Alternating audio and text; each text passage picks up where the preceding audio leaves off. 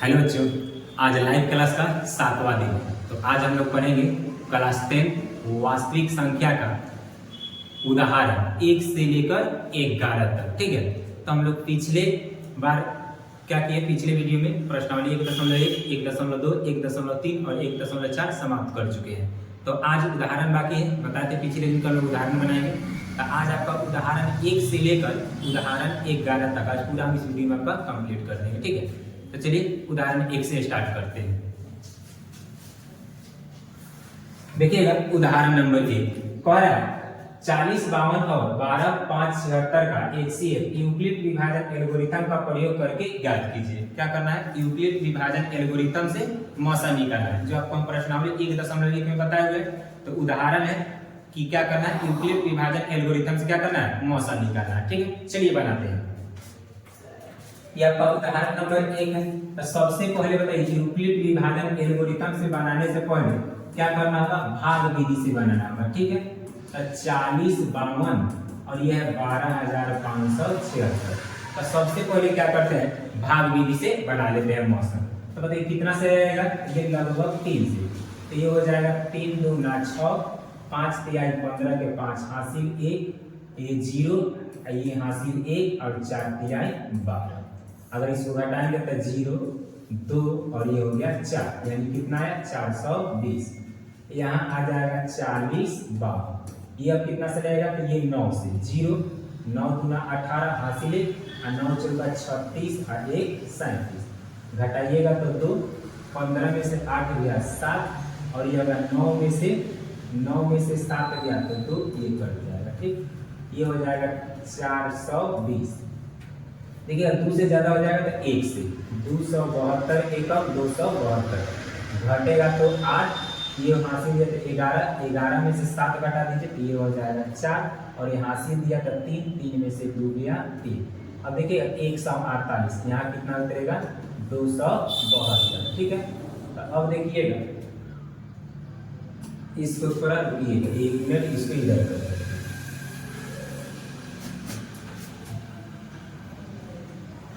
चलिए अब क्या करेंगे, यहाँ पे कितना से रहेगा, तो ये भी 1 से लग जाएगा। 148 एकम 148। ठीक है, घटाइए 12 में से 8 गया 4, ये हो गया 6, 6 में से 4 गया 2, ये घटेगा 2 में से 1 तो 1, 124। यहाँ उतर जाएगा 148, 124 एकम 124 घटाइएगा तो 4, ये घटेगा तो 2 कट गया। अब यहाँ आएगा 124। अब देखिएगा ये कितना से भाग लगेगा, ये लग जाएगा 5 से। 5 चौका 20 हासिल 2, 5 दूना 10 और 2 12 घटेगा तो 4, ये कट गया। यहाँ आया 24, 4 6 24। बताइए तो यहाँ मौसम कितना आ गया, यानी HCF बराबर कितना आ गया, ये आ गया आपका 4।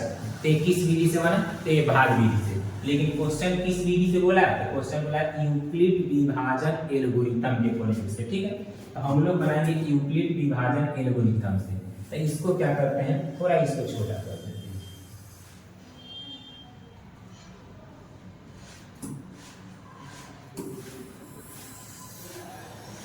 इसको कर देते हैं थोड़ा सा छोटा। ठीक है, चलिए इसको इधर साइड कर देते हैं।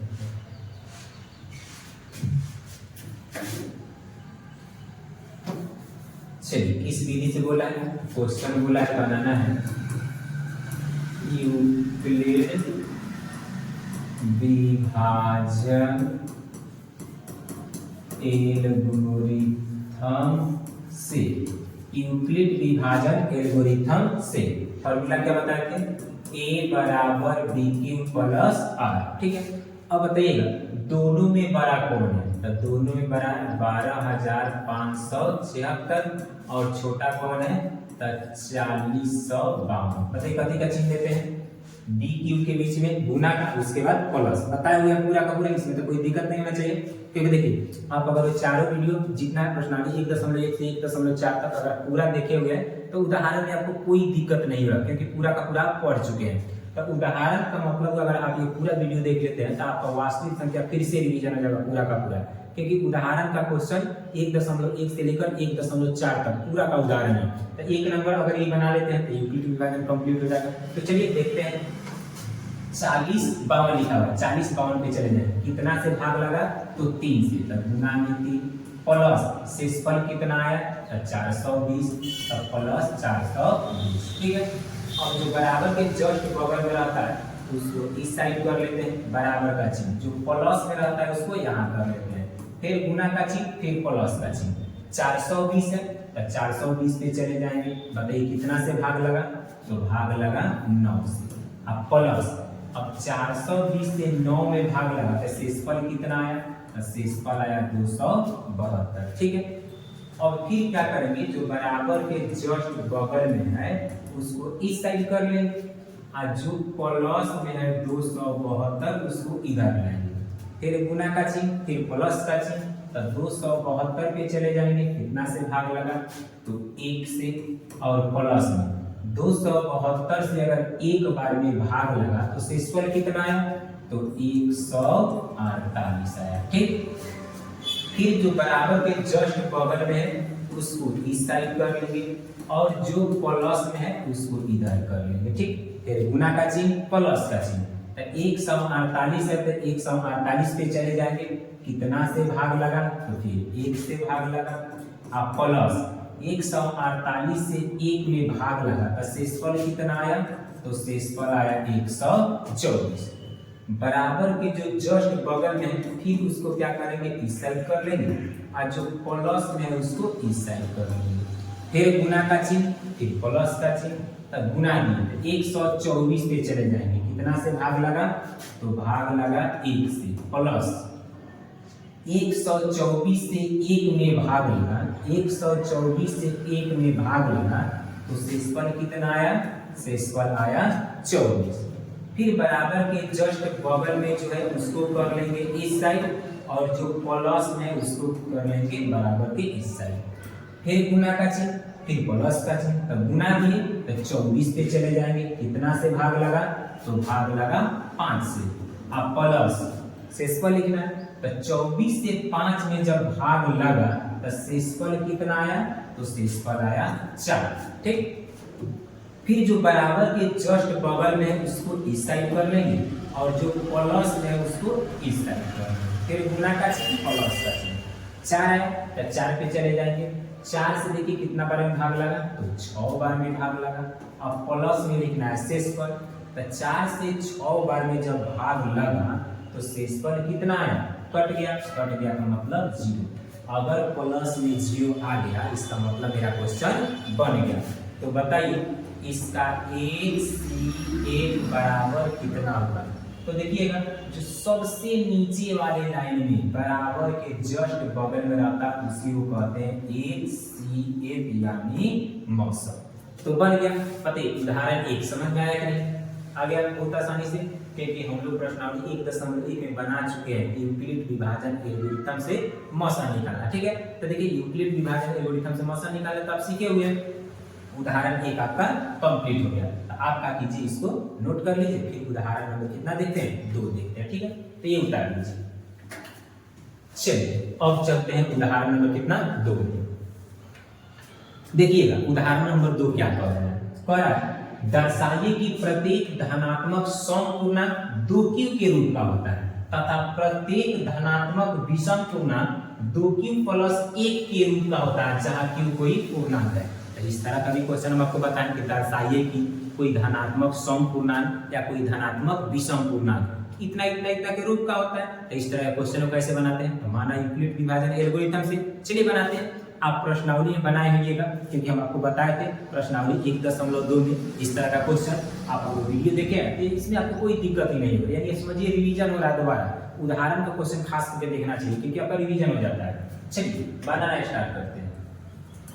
तो इस तरह के क्वेश्चन में सबसे पहले क्या लिखते हैं, तो माना यूक्लिड विभाजन एल्गोरिथम से, माना यूक्लिड विभाजन एल्गोरिथम से a बराबर bq प्लस r जहां 0 less than equal to r less than b. यही लिखते हैं, माना यूक्लिड विभाजन एल्गोरिथम से a बराबर बी क्यू प्लस आर जहां 0 less than equal to r less than b. यही लिखते हैं। इसके बाद क्या करना रहता है क्वेश्चन में, हम लोग को बस दो ही मान निकालना रहता है, एगो b का मान एगो r का मान। अगर b का मान r का मान निकल गया तो क्वेश्चन ही बन गया। तो चलिए b बराबर निकाल लेते हैं। तो b बराबर कहां से आएगा, तो देखिए तो फार्मूला क्या होता है, a बराबर बी क्यू प्लस आर, ये फार्मूला होता है। क्वेश्चन क्या कर रहा है, कह रहा है 2q या 2q प्लस a, यानी क्वेश्चन कह रहा है कि 2q के रूप का सिद्ध कीजिए चाहे 2q प्लस 1 के रूप का सिद्ध कीजिए। ठीक है, 2q प्लस 1 के रूप का सिद्ध कीजिए। तो बताइए फार्मूला क्या होता है, a बराबर अगर देखिएगा ध्यान से तो देखिए तो b के बदले कितना दिया हुआ है, तो b का मान कितना दिया हुआ है, तो बड़ी आसानी से निकल जाएगा। पीछे भी हम आपको बताए हुए थे। तब b का मान कितना हो गया 2। अगर b का मान निकल गया तो लिख कर क्या करते हैं, इसमें मान रख लेते हैं b का। a बराबर b का मान 2q प्लस r जहां 0 less than equal to r और लेस देन b का मान कितना 2। जहां जहां b है वहां वहां कितना कर दिए 2 कर दिए, तो ये b का मान रखा गया। अब क्या करते हैं, जो क्वेश्चन करते हैं इसमें दो क्वेश्चन देखिएगा। दर्शाइए कि प्रत्येक धनात्मक समपूर्णांक 2q का रूप का बराबर, एक और है, तथा प्रत्येक धनात्मक विषम पूर्णांक 2q प्लस 1 का रूप का होता है। तो दोनों को एक एक करके बनाएंगे, पहले का बना लेते हैं। तो इसके लिए तो लिखते हैं चूंकि धनात्मक, पहले का क्वेश्चन बना लेते हैं, धनात्मक समपूर्णांक के लिए, धनात्मक समपूर्णांक के लिए, धनात्मक समपूर्णांक के लिए r का मान बराबर, किसके लिए, धनात्मक समपूर्णांक होना चाहिए, 0 से बड़ा या इसके बराबर, बराबर के चिन्ह और 2 से छोटा, 2 के बराबर नहीं, 2 के बराबर का चिन्ह है। तो क्या क्या हो जाएगा 0, बताइए 1 होगा धनात्मक सम, तो सम संख्या तो नहीं होता है, एक नहीं लेंगे। अब बताइए 2, तब नहीं, 2 से छोटा ही लेना, 1 होगा 0।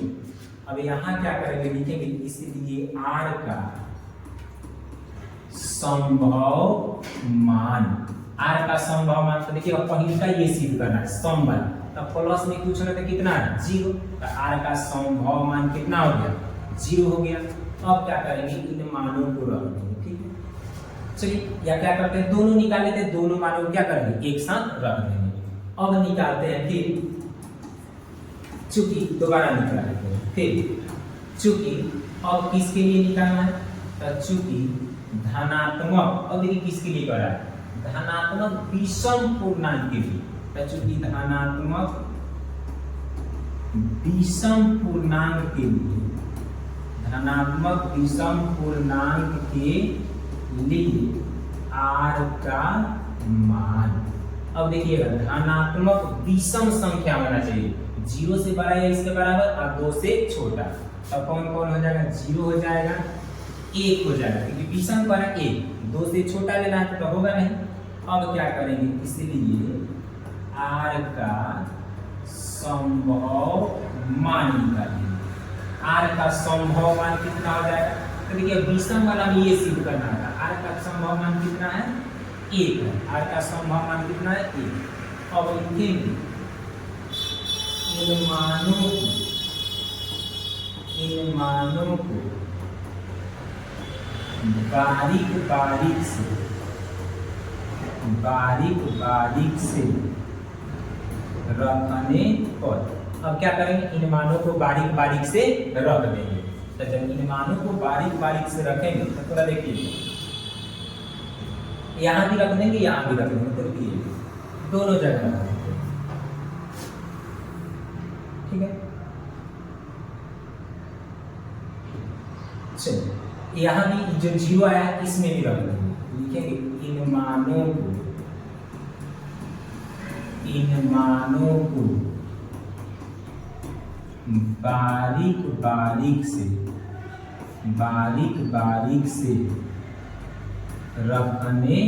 पर, चलिए रख देते हैं। तो क्या हो जाएगा, a बराबर, ठीक है, a बराबर यहाँ पे रखना है 2q प्लस कितना r का मान कितना रखना है 0 हो गया। a बराबर 2q प्लस 0 या इसको आप कह सकते हैं a बराबर 2q है। अच्छा इसमें रखेंगे तो बताइए क्या हो जाएगा a बराबर 2q प्लस इसमें कितना रखना है 1, इसमें 0 इसमें 1, दोनों में मान रख दिए। तो अब देखिएगा धनात्मक सम पूर्णांक के लिए सिद्ध करना था 2q, तो देखिए आगे क्या नहीं 2q प्लस 0। अब विषम के लिए कितना सिद्ध करना था 2q प्लस 1, तो विषम के लिए सिद्ध हो गया 2q प्लस 1। अब क्या करेंगे लास्ट में अतः लिख देते हैं, क्या लिख देते हैं अतः। तो आपको अतः लिखने का भी तरीका बताएं, तो थोड़ा इसको क्या कर देते हैं छोटा करके नीचे अतः लिख देते हैं, ठीक है।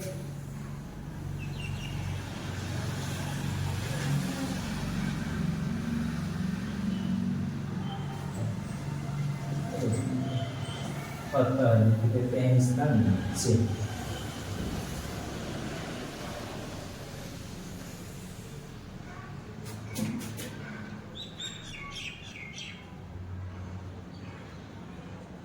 चलिए यहाँ हो गया जगह। अब क्या करते हैं आपको हम अतः लिख देते हैं, ठीक है। तो देखिए अतः हम आपको बताए थे कहाँ से लिखते हैं। अतः दर्शाइए की छोड़कर पूरा का पूरा लिख दीजिएगा। अतः प्रत्येक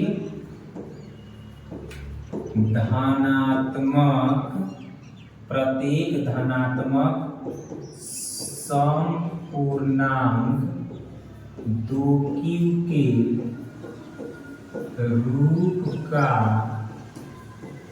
होता है तथा प्रत्येक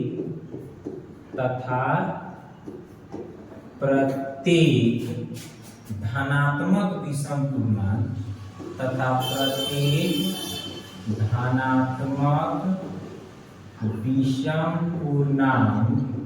प्रत्येक धनात्मक विषम पूर्णांक 2q प्लस 1 के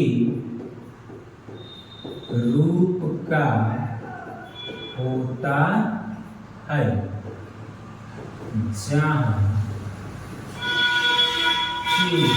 जहाँ q कोई पूर्णांक है, जहाँ q कोई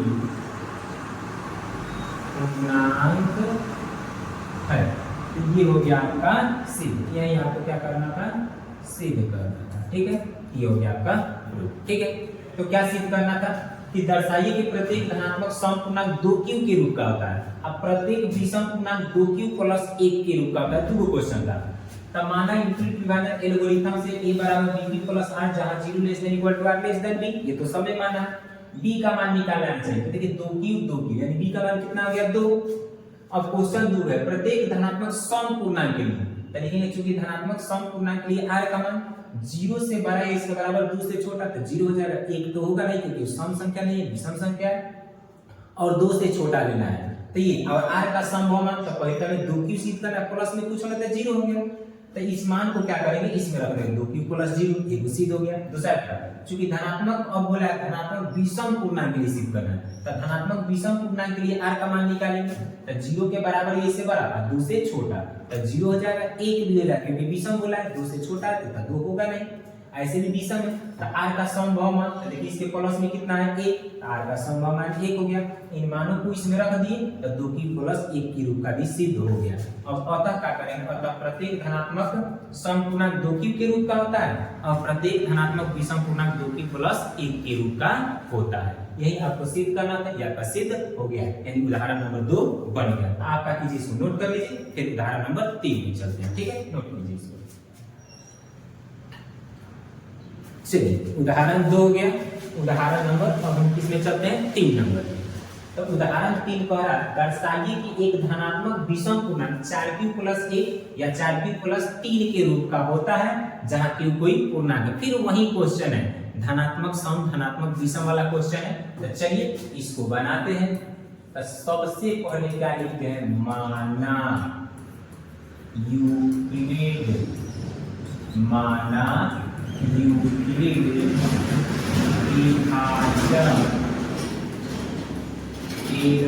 एल्गोरिथम से, माना यूक्लिड विभाजन एल्गोरिथम से a बराबर bq प्लस r जहां zero less than equal to r और लेस देन डी। इतना तो लिखना है सब क्वेश्चन में, क्योंकि जब भी कहेगा दर्शाइए कि धनात्मक सम पूर्णांक, धनात्मक विषम पूर्णांक या धनात्मक पूर्णांक के रूप का, तो हम लोग क्या करते हैं उस समय इतना मान लेते हैं। माना यूक्लिड विभाजन एल्गोरिथम से a बराबर bq प्लस r, जहां zero less than equal to r less than b। बस आपको दो को मान निकालने आना चाहिए, इसका मान तो b का मान और r का मान। तो b का मान कैसे निकालेंगे, तो देखिए फॉर्मूला होता है a बराबर bq प्लस r। तो थोड़ा देखिए तो क्या दिया हुआ है, दिया हुआ है किस रूप में सिद्ध करने के लिए, तो 4q प्लस a या 4q प्लस 3 के रूप का सिद्ध करना है। तो मान लीजिए a बराबर दिया गया, ठीक है। तो a के जगह a है बराबर, अब b का मान ध्यान से देख लीजिए, कितना b का मान 4 है, तो बस b का मान आपको निकालने आना चाहिए। जैसे ये b का मान निकल गया, लास्ट में एक और आपको r का मान निकालने आना चाहिए। तो b का मान निकल गया तो इसमें रख देते हैं, तो a बराबर b के जगह 4q प्लस r, जहां zero less than equal to r और लेस देन b का मान कितना 4। अब क्वेश्चन पढ़िए किसके लिए पता, धनात्मक विषम पूर्णांक के लिए। तो लिखेंगे चूंकि धनात्मक विषम पूर्णांक के लिए, धनात्मक विषम पूर्णांक के लिए, धनात्मक विषम पूर्णांक के लिए r का मान कहां से कहां तक, तो 0 से बड़ा या इसके बराबर और 4 से छोटा, 4 के बराबर नहीं, तो 0 हो जाएगा। बताइए 1 होगा कि नहीं, तो विषम संख्या पर है तो 1 हो जाएगा, 2 होगा नहीं, 2 सम संख्या है, 3 तो 3 हो जाएगा क्योंकि विषम संख्या है, 4 नहीं, 4 से छोटा ही लेना है, ऐसे 4 सम संख्या है, ठीक है। तो ये r का मान हो गया धनात्मक विषम पूर्णांक के लिए r का मान। अब हम क्या करेंगे, r का संभव मान, r का संभव मान निकालेंगे, यही आपको r का मान निकालना चाहिए।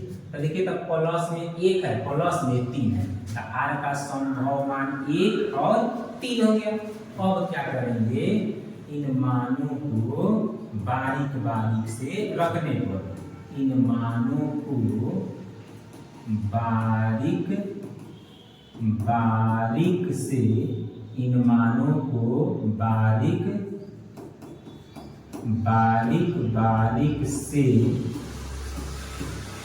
रखने पर, इन मानों को बारीक बारीक से इसमें रख देंगे। a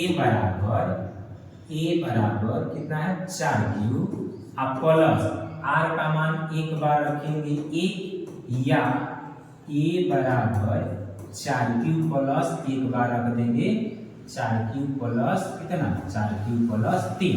यानी कि इसी को सिद्ध करना था कि दर्शाइए कि प्रत्येक धनात्मक विषम पूर्णांक 4q प्लस 1 या 4q प्लस 3 के रूप का होता है, 4q प्लस 1 या 4q प्लस 3 के रूप का होता है। हो गया सिर्फ, लास्ट में क्या करेंगे, अतः लिखेंगे, ठीक है।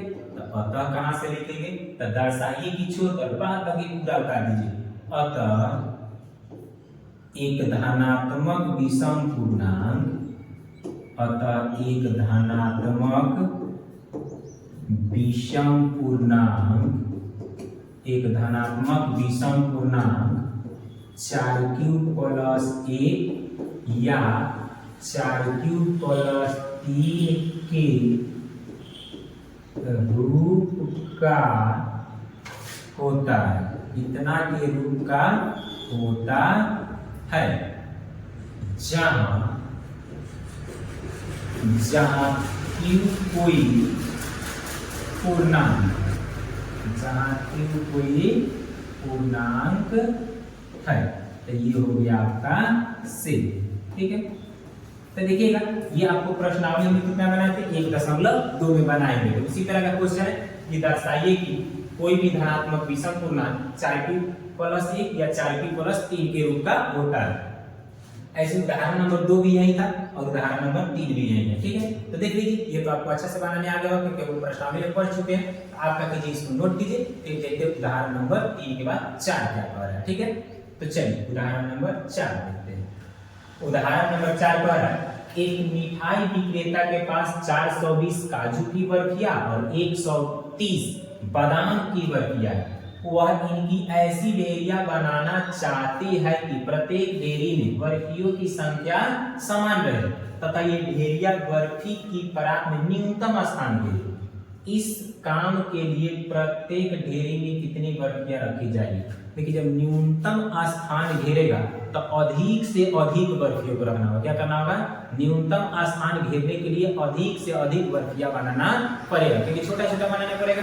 तब छोटा छोटा स्थान घेरने के लिए बहुत ज्यादा बर्फियों को बनाना पड़ेगा, ठीक है। तो इसमें न्यूनतम देकर आपको बताए थे कि अगर कहेगा कहीं पे भी अधिकतम, तो अधिकतम का मतलब होता है HCF।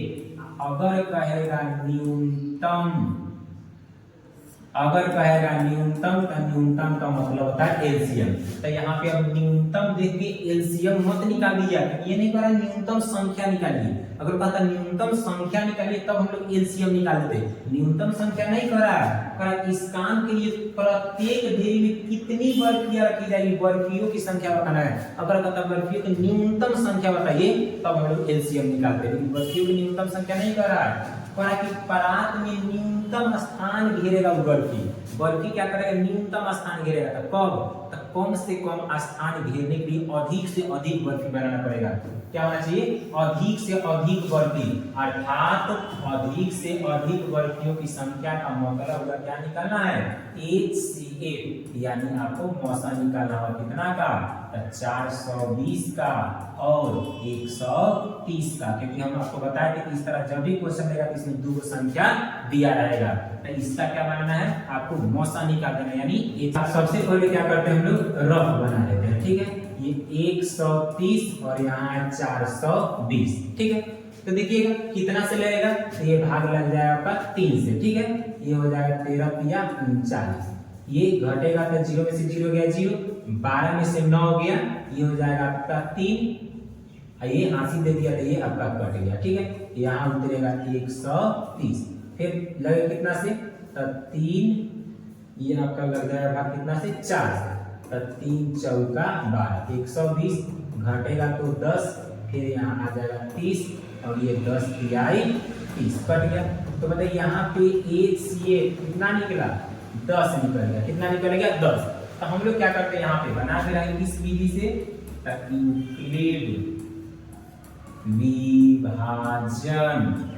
यूक्लिड विभाजन एल्गोरिथम से।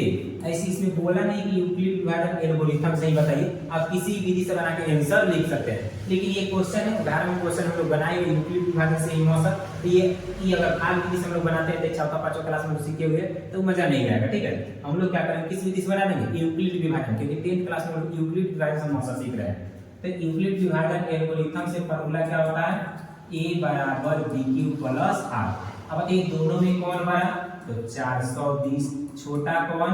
तो 130। बताइए कथी का चीज? गुना। तो बताइए 130, तो 130 पे चले जाएंगे, कितना से भाग लगा? तो 3, फिर गुना के बाद कथी का चीज? प्लस।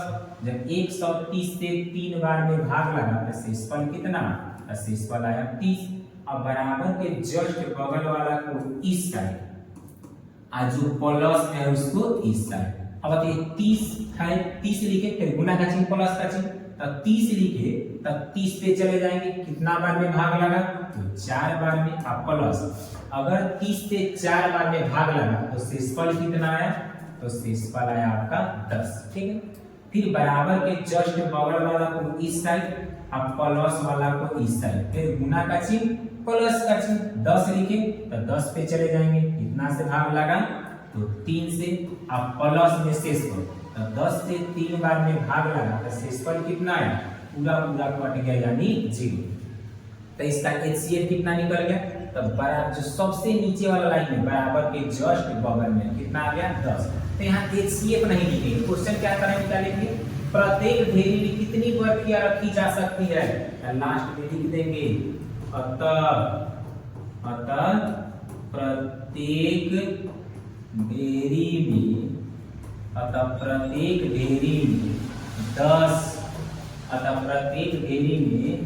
10 बर्फियां रखी जा सकती है। ये हो गया आपका आंसर। यानी प्रत्येक डेयरी में कितना बर्फिया रखी जा सकती है? तो प्रत्येक डेयरी में 10 बर्फिया रखी जा सकती है। तब उदाहरण नंबर कितना हो गया? उदाहरण नंबर 4 हो गया। ठीक है, आप इसको भी नोट कर लीजिए। तब आगे बढ़ते उदाहरण नंबर 5 की तरफ। ये हो गया आपका, क्योंकि आपको यूक्लिड विभाजन तो आता है बनाने। चलिए ये समझिए, उदाहरण बनाने वक्त आपका पूरा का पूरा वास्तविक संख्या रिवीजन हो रहा है फिर से। चलिए उदाहरण चलते हैं कितना में? 5 नंबर। देखिए इस तरह का भी हम लोग क्वेश्चन बनाए हुए प्रश्नावली में। संख्या 4 के पावर n पर विचार कीजिए, जहां n एक प्राकृतिक संख्या है। जांच कीजिए कि क्या n कोई ऐसा मान है, n का कोई ऐसा मान है जिसके लिए 4 के पावर n अंक 0 पर समाप्त हो सकता है। तो इस तरह क्वेश्चन हम लोग बनाए थे प्रश्नावली 1 कितना में 2 में, कि 6 के पावर n 0 पर समाप्त हो सकता है या नहीं हो सकता है। और दिया था कि n एक क्या है? प्राकृतिक संख्या। इसमें भी करा n एक कौन संख्या? प्राकृतिक संख्या है। तो चलिए सेम उसी तरह से इसमें भी बनाएंगे। तो लिखेंगे हल। तो बताइए, लिख देंगे माना n बराबर कौन संख्या वाला? प्राकृतिक संख्या। तो प्राकृतिक संख्या किसे कहते हैं? तो गिनती की संख्या को प्राकृतिक संख्या कहते हैं। 1 2 3 4 डैश डैश डैश हो गया। अब देखिएगा, करा जांच करेंगे 6 के पावर n अंक 0 पर समाप्त हो सकता है या नहीं होता है। तो 4 के पावर n, तो लिखेंगे जब n बराबर 1, एक ही करके रख के चेक करेंगे। ठीक है, तो कितना दिया हुआ? 6 नहीं, इसमें कितना है? 4। तो लिखेंगे 4 के पावर n। चलिए मान लीजिए n का मान कितना रखा है? 1। तो 4 के पावर 1 यानी 4। बताइए लास्ट में अंक 0 आया? तो नहीं। और चलिए फिर लिखेंगे जब n बराबर 1 के बाद 2 रख के चेक करेंगे। तो देखिएगा 4 के पावर n है, तब 4 n का मान कितना? 2। तो 4 का स्क्वायर 16। अभी भी 0 नहीं है, फिर चेक करेंगे जब n बराबर 3। तो अब देखिएगा, तो 4 के पावर n यानी 4, n का मान कितना? 3। यानी 4 के पावर 3 का मतलब 4 गुना 4 गुना 4, 4 चौका 16, चौका 64। यानी लास्ट में कितना आया? 4। एक और रख के चेक कर लेते हैं। जब n बराबर 4, तो 4 के पावर n यानी 4 का पावर n का मान कितना? 4। तो 4 के पावर 4 का मतलब 4 गुना 4 गुना 4 गुना 4। तो 4 गुना 4 गुना 4 गुना 4, 4 चौका 16, 16 चौका 64, और 64 में 4 से गुना कर लीजिए। 4 चौका 16 के 6 हासिल, 6 चौका 24 है 1 25, 256। कितना आया? 256। तो बताइए कभी भी लास्ट में 0 आ रहा है? नहीं। अगर पैटर्न समझिएगा तो सबसे पहले 4 है, फिर 6 है, फिर 4 है, फिर 6 है लास्ट में, फिर 6 के बाद 4 आएगा, फिर 6 आएगा, फिर 4 आएगा, फिर 6 आएगा। कभी भी अंक 0 पर समाप्त नहीं होगा। तो लास्ट में क्या लिख देंगे? अतः संख्या 4 के पावर n अंक 0 यानी 0 पर समाप्त नहीं होगा। 4 के पावर n 0 पर समाप्त नहीं होगा। यही जांच करना था कि 0 पर समाप्त होगा या 0 पर समाप्त नहीं होगा। इस तरह का क्वेश्चन हम लोग बनाए थे प्रश्नावली 1 कितना में 2 में। अगर आप वो सब नहीं देखे हैं तो जाकर प्रश्नावली 1.1 से लेकर 1.4 तक पहले पूरा वीडियो देख लीजिए, तब जाके आपको बहुत अच्छा से समझ में आएगा, क्योंकि पूरा क्वेश्चन हम लोग उसमें बनाए हुए हैं। तो ये कितना हो गया? उदाहरण नंबर 5 हो गया। चलिए उदाहरण नंबर 6 में चलते हैं। देखिएगा उदाहरण 6 क्या कर रहा है? संख्या 6 और 20 के अभाज्य गुणनखंड, संख्या 6 और 20 के अभाज्य गुणनखंड विधि से HCF और LCM ज्ञात कीजिए। यानी क्या करना है? ये जो संख्या दिया हुआ है 6 और 20, इसका अभाज्य गुणनखंड विधि से क्या करना है? लसा और मसा निकालना है। आपको बताया है लसा मसा निकालने का अभाज्य गुणनखंड विधि से, तो बहुत आसान होता है। कितना कितना का निकालना है? 6 का और कितना का? 20 का। अभाज्य गुणनखंड विधि से लसा और मसा निकालना है। ठीक है, तो देखिएगा सबसे पहले क्या करेंगे? 6 का अभाज्य गुणनखंड ढूंढेंगे। तो 2 तिहाई 6 और 3 एकम 3 हो गया अभाज्य गुणनखंड। 2 गुना 3 गुना 1 अभाज्य गुणनखंड टूट गया। अब किसका अभाज्य गुणनखंड टूटेंगे? तो अब हम लोग टूटेंगे किसका? 20 का। तब 20 का अभाज्य गुणनखंड टूटेंगे, तब 2 से 10 और 2 से 5 और 5 एकम 5, इसका भी टूट गया अभाज्य गुणनखंड। तो 2 कै गो, तो 2 हो गया 2 गो, 5 अकेला और 1 अकेला। तो इसका बताइए क्या किए हम लोग, अभाज्य गुणनखंड तोड़ दिए। अब अभाज्य गुणनखंड विधि से क्या कह रहा है निकालने के लिए, तो कह रहा है कि HCF और LCM ज्ञात कर दीजिए बस। तो HCF आपको हम बताए थे कि वैसा संख्या जो दोनों में मिले और सबसे कम पावर वाला, बस उसी को लेंगे, इसके अलावा दूसरा नहीं लेंगे, क्योंकि मौसा का मतलब हुआ कि वैसा संख्या जो दोनों में मिले और सबसे कम पावर। तो क्या मिल रहा है दोनों में, 2 मिल रहा है, 1 मिला है, और देखिए तो कुछ मिल रहा है नहीं। तो वैसा संख्या जो दोनों में मिले और कम पावर वाला, इस पर पावर 2 है, इस पे कुछ होने का 1 है, तो कम पावर कितना होगा 1, और क्या मिला 1, तो 2 एकम 2, ये हो गया आपका HCF। अब क्या निकालना है LCM। तो LCM क्या कहता है, तो वैसा संख्या जो दोनों में मिले लेकिन अधिक पावर वाला, और जो नहीं मिलेगा उसको भी ले लेते हैं। तो वैसा संख्या जो दोनों में मिले अधिक पावर, तो 2 के पावर 1 है, 2 के पावर 2 है, तो अधिक वाला 2 के पावर 2, और क्या मिला 1।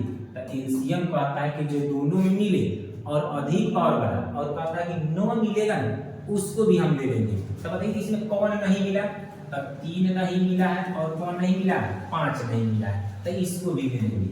2 का स्क्वायर 4, 4 की आई 12, 12 पचे 7, यानी इसका एलसीएम कितना आ गया 7 आ गया। तो देखिए आपका लसा और मसा निकल गया अभाज्य गुणनखंड विधि से। देखिए कितना आसान था, आपको बताए हुए अभाज्य गुणनखंड विधि से लसा और मसा निकाला प्रश्नावली 1.2 में। ठीक है, देखिएगा जाकर, अगर आप नहीं देखे तो उसका क्वेश्चन नंबर 2 में है, 3 में है, आप उसको देखिएगा, बहुत अच्छा समझ में आ गया। ऐसे यहाँ देख लीजिए, हो गया।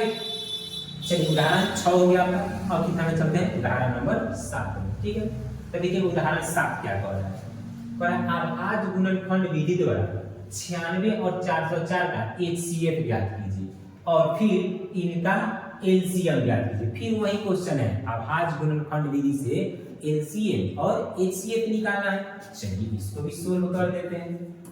हाँ, इसमें क्वेश्चन कितना दिया है, तो एगो 96 है और एगो कितना है 404 है। तो चलिए अभाज्य गुणनखंड विधि से बोला है, तो हम लोग क्या करते हैं, सबसे पहले अभाज्य गुणनखंड तोड़ लेते हैं। लास्ट में 6 है तो कितना से लग जाएगा 2 से, 2 चौका 8, 1 2 8 16, फिर 2 से 48 के आधा हो जाएगा 24, फिर 24 के आधा हो जाएगा 12, फिर 12 का आधा हो जाएगा 6, और फिर 6 का आधा हो जाएगा 3, और 3 से 3 एकम 3।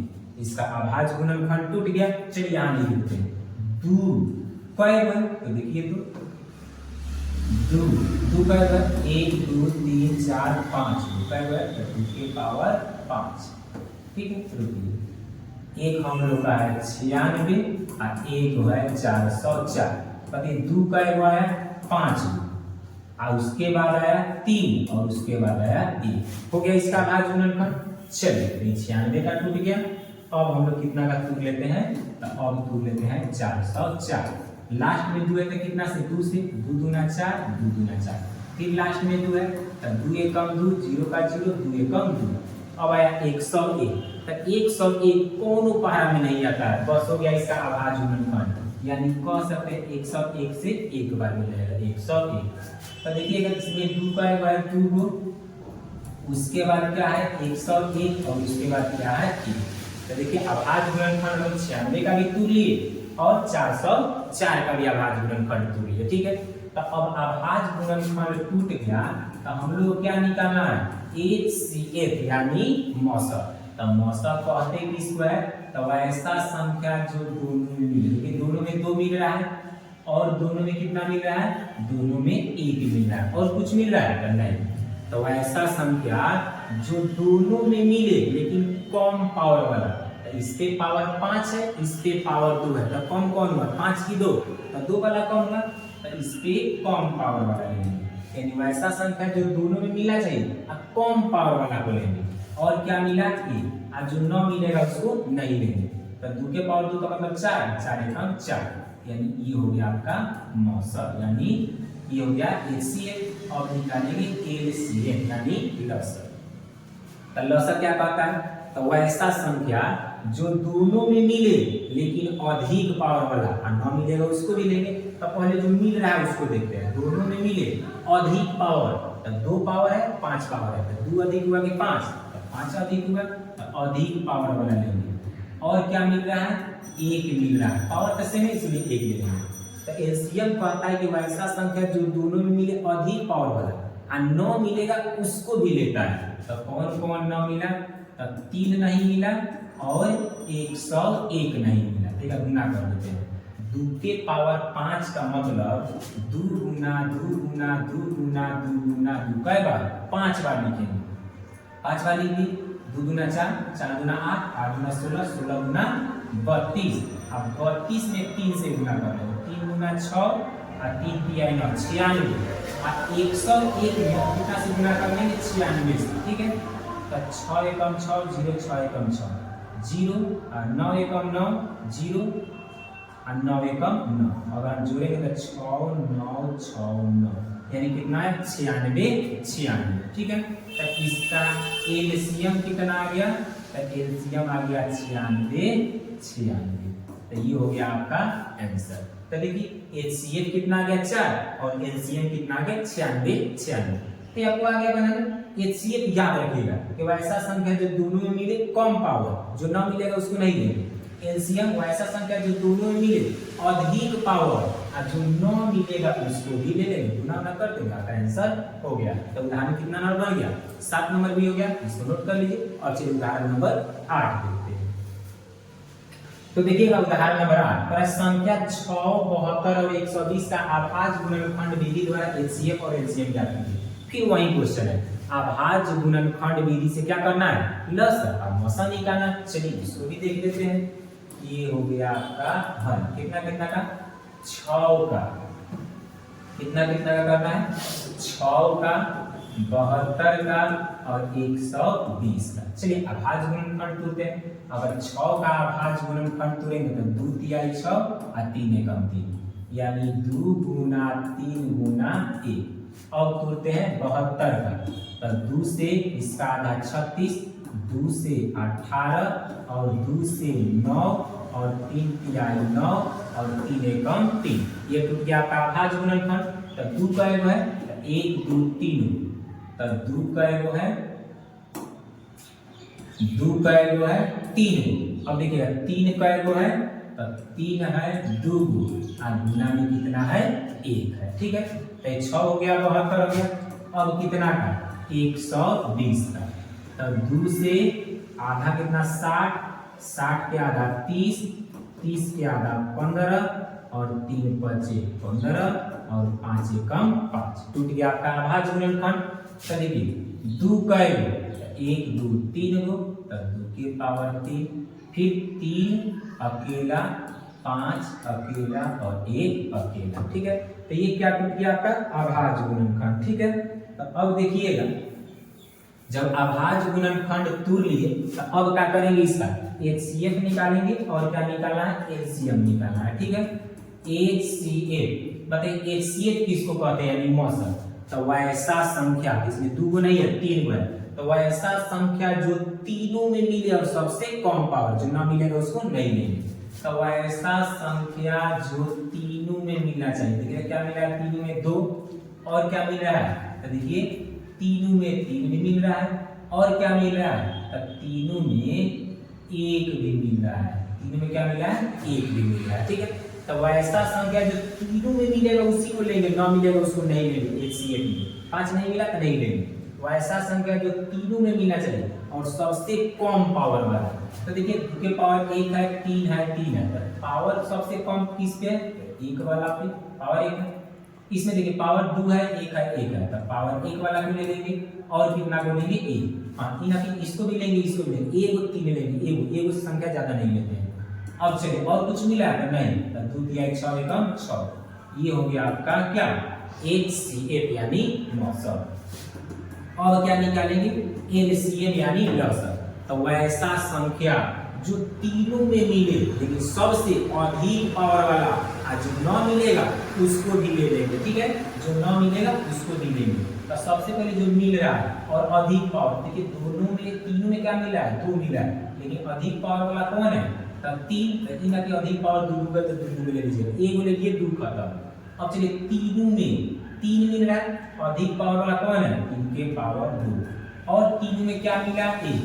अब एलसीएम कहता है कि वैसा संख्या जो तीनों में मिले अधिक पावर वाला और 9 मिले उसको मिलेंगे, तो 2 मिल गया, 3 मिल गया, 1 मिल गया, कौन नहीं मिला, तो 5 नहीं मिला, तो 5 को भी ले लेंगे।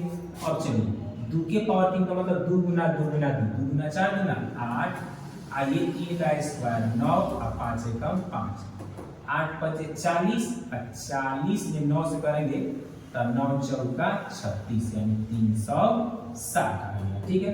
तो देखिए आपका एलसीएम 6 आया और एलसीएम 360 आया, तो आपका उदाहरण नंबर 8 भी बन गया। अब आज गुणनखंड विधि से लसागु मसा निकालने के लिए 3 उदाहरण का 6, 7, 8, देखिए आप कंटिन्यू बना दिए। आपको ऐसे तो आता होगा आज गुणनखंड विधि से लसागु मसा, ये आपका कंप्लीट हो गया।